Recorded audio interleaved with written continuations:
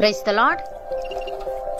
ఈరోజు దేవుని వాగ్దానము, క్రీస్తులోనికి బాప్తిస్మము పొందిన మీరందరూ క్రీస్తును ధరించుకొని ఉన్నారు. గలతీయులకు రాసిన పత్రిక 3వ అధ్యాయము 27వ వచనము.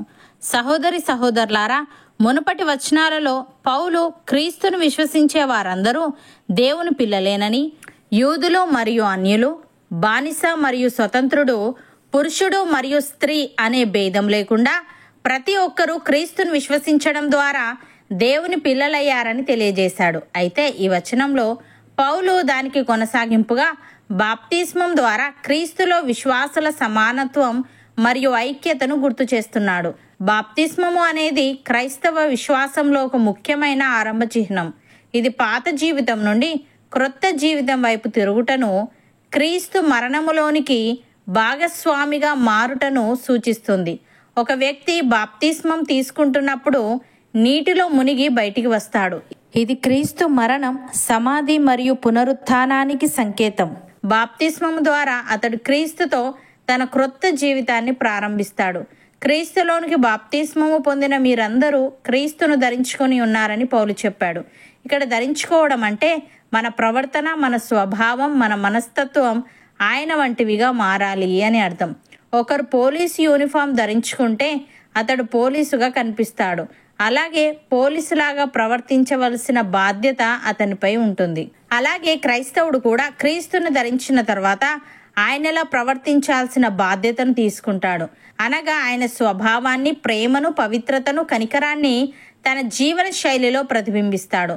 భక్తుడు ఈ విధంగా అంటున్నాడు: మీరు యేసును గూర్చి విని ఆయన యందలి సత్యము ఉన్నది ఉన్నట్టుగానే ఆయన యందు ఉపదేశింపబడిన వారైన ఎడల మీరు అలాగూ క్రీస్తును నేర్చుకున్నవారు కారు. కావున మునుపటి ప్రవర్తన విషయంలోనైతే మోసకరమైన దురాశ వలన చెడిపోవు మీ ప్రాచీన స్వభావమును వదులుకొని మీ చిత్తవృత్తి యందు నూతనపరచబడిన వారై నీతియు యథార్థమైన భక్తియు గలవారై దేవుని పోలికగా సృష్టింపబడిన నవీన స్వభావమును ధరించుకొనవలెను అని. ప్రియులారా, మీరు కాలము నెరిగి నిద్ర మేలుకొని వేల అయినదని తెలుసుకొని అలాగు చేయుడి. మనము విశ్వాసులమైనప్పటికంటే ఇప్పుడు రక్షణ మనకు మరి సమీపముగా ఉన్నది. రాత్రి చాలా గడిచి పగలు సమీపముగా ఉన్నది గనుక మనము అంధకార క్రియలను విసర్జించి తేజస్ సంబంధమైన యుద్ధోపకరణములు ధరించుకుందాము. అల్లరితో కూడిన ఆటపాటలైనను, మత్తైనను లేకయు, కామ విలాసములైనను, పోకిరి చేష్టలైనను లేకయు, కలహమైనను మత్సరమైనను లేకయు, పగటి యందు నడుచుకున్నట్టు మర్యాదగా నడుచుకుందాము. మెట్టుకు ప్రభువైన యేసుక్రీస్తును ధరించుకొనిన వారై శరీరేచ్ఛలను నెరవేర్చుకొనుటకు శరీరము విషయమై ఆలోచన చేసుకొనకుడి. అపోస్తలుడైన పౌలు ఈ విధంగా అంటున్నాడు: మనలను దేవుని యొద్దకు తెచ్చుటకు అనీతిమంతుల కొరకు నీతిమంతుడైన క్రీస్తు శరీర విషయంలో చంపబడి ఆత్మ విషయంలో బ్రతికింపబడి పాపముల విషయంలో ఒక్కసారే శ్రమపడెను. దేవుని దీర్ఘశాంతము ఇంకా కనిపెట్టుచుండినప్పుడు పూర్వము నోవాహు దినములలో ఓడ సిద్ధపరచబడుచుండగా అవిధేయులైన వారి యొద్దకు, అనగా చెరలో ఉన్న ఆత్మల యొద్దకు ఆయన ఆత్మరూపిగానే వెళ్ళి వారికి ప్రకటించెను. ఆ ఓడలో కొందరు, అనగా 8 మంది నీటి ద్వారా రక్షణ పొందిరి. దానికి సాదృశ్యమైన బాప్తిస్మము ఇప్పుడు మిమ్మును రక్షించుచున్నది. అదేదనగా శరీర మాలిన్యము తీసివేయుట కాదు గాని యేసుక్రీస్తు పునరుత్థానం మూలముగా దేవుని విషయము నిర్మలమైన మనస్సాక్షినిచ్చు ప్రత్యుత్తరమే.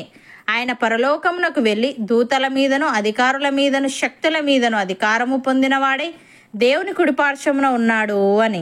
సహోదరి సహోదరులారా, మీరు ప్రభు అయిన క్రీస్తు యేసును అంగీకరించిన విధముగా ఆయన యందు వేరుపారిన వారై ఇంటి వలె కట్టబడుచు, మీరు నేర్చుకొనిన ప్రకారముగా విశ్వాసమందు స్థిరపరచబడుచు, కృతజ్ఞతాస్థుతులు చెల్లించుటయందు విస్తరించుచు ఆయన యందుండి నడుచుకొనుడి. ఆయనను అనుసరింపక మనుషుల పారంపర్యాచారమును, అనగా ఈ లోక సంబంధమైన మూల పాఠములను అనుసరించి మోసకరమైన నిరర్ధక తత్వజ్ఞానము చేత మిమ్మల్ని చెరపట్టుకొని పోవువాడెవడైనా ఉండునేమో అని జాగ్రత్తగా ఉండుడి.